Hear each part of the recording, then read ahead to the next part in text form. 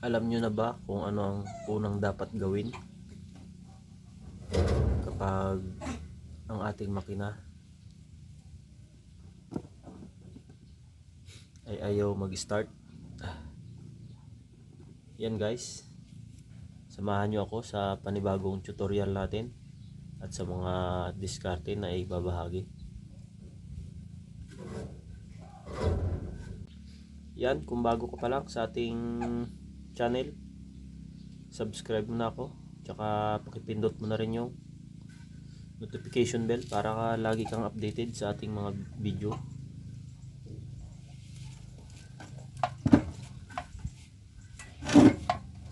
Yan guys, kapag ayaw umandar yung ating makina, yan, Yamaha air cooled diesel.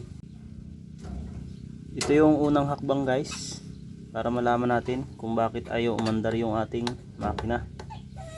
Check natin yung ating tangke guys, kung mayroon pang crudo or fuel. Tsaka kung mayroon naman guys, marami naman siyang fuel. Taas natin tong kanyang RPM or kanyang accelerator. Yan.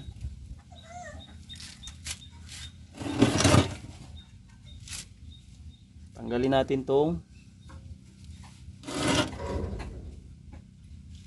ito guys, disconnect natin sa kanyang injector yung fuel line.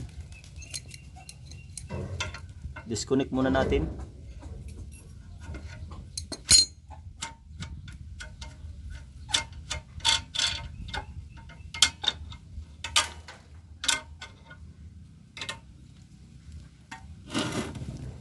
Check natin guys kung may bubuga pa ditong fuel.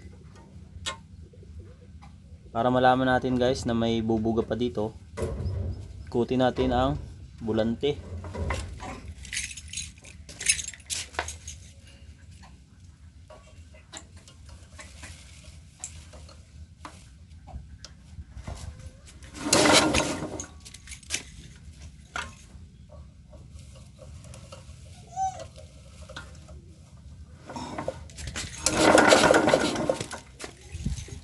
Guys, meron namang supply yung ating fuel line galing sa ating fuel pump.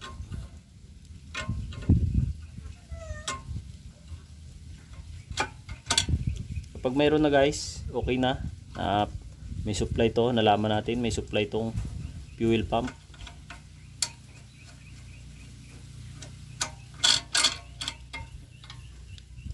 Kalasin natin tong injector. Tingnan natin guys kung may supply din yung kanyang injector.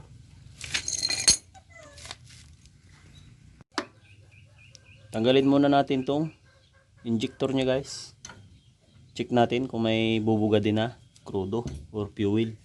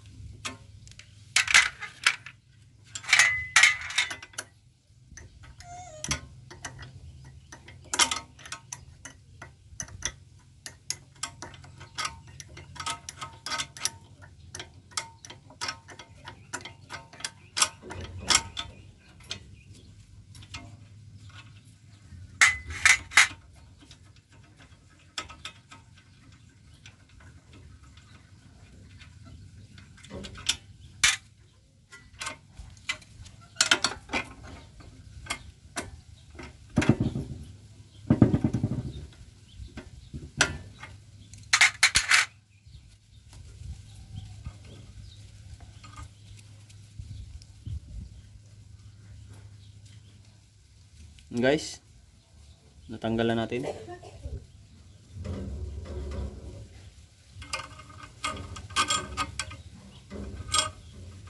Kabit natin dito sa kanyang fuel line.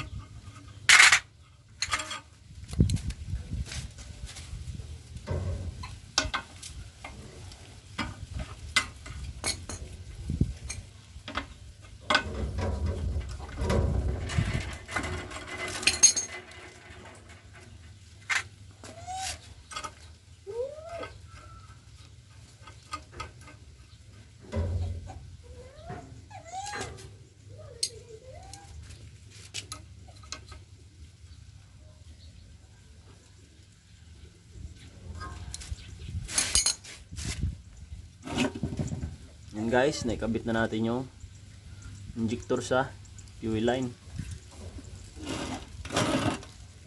Ikutin ulit natin yung bulante guys. Try natin kung may supply yung nozzle tip or injector.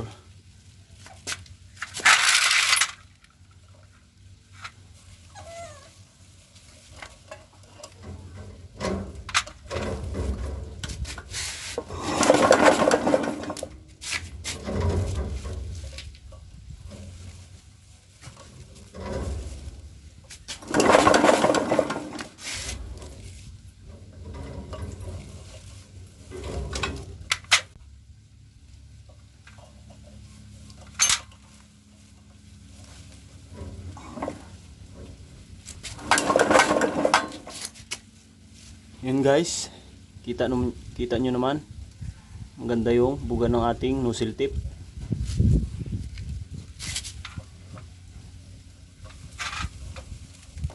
Sa pang-ikot guys,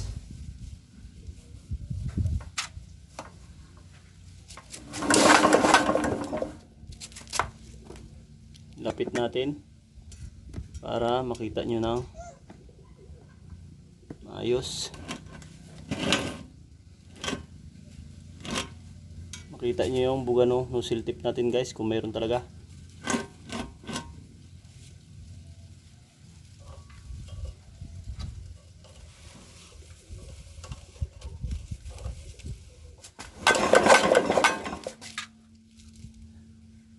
Yun guys, malakas pa. Ibig sabihin, working yung ating nozzle tip or injector, tsaka yung ating fuel pump. Kapag okay na guys, na-check na natin, may supply yung ating injector, ayaw pa rin umandar.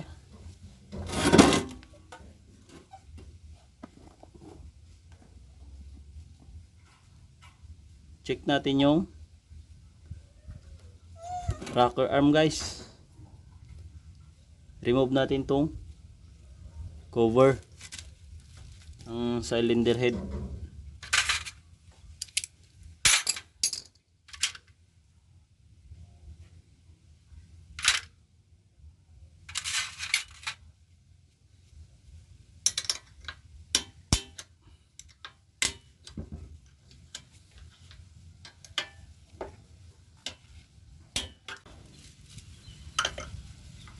Check natin yung clearance guys ng rocker arm.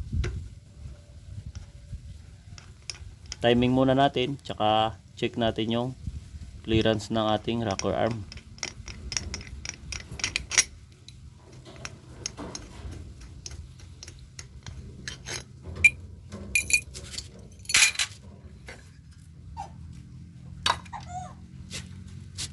Top dead center muna natin yung ating piston.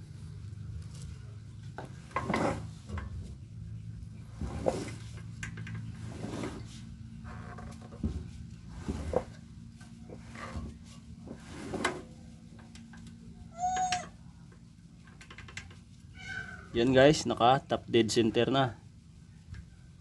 Check natin yung clearance ng intake at exhaust na rocker arm. Kapag okay naman guys, walang problema, walang bumitaw, saka tayo mag-proceed sa loob. Kapag na-check na natin guys, itong head, itong injector, yung fuel pump natin, walang problema.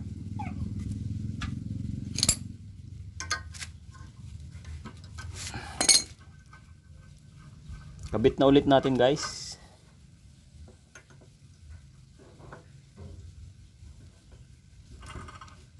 Itong ating injector.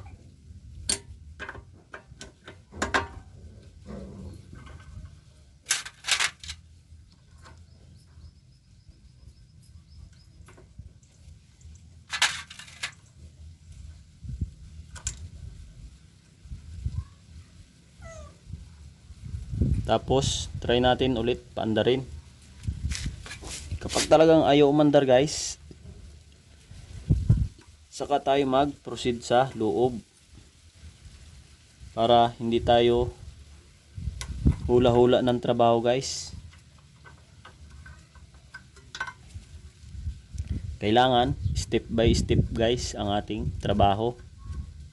Hindi yung ayaw lang umandar, binaklas na natin lahat. Pala yung injector lang may problema o kaya yung fuel pump lang natin ang may problema. Kailangan trace muna natin guys.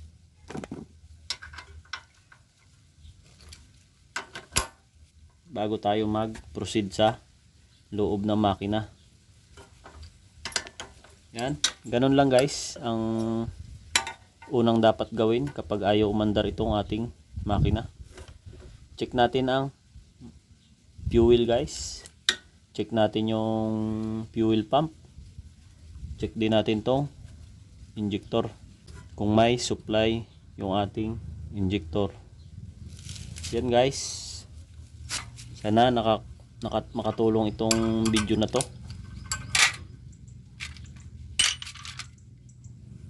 Sa ating mga magsasaka na gumagamit ng air-cooled diesel engine.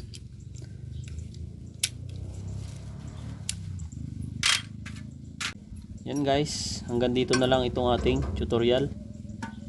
Sa sunod na ulit na video, sana samahan nyo ulit ako. Thank you.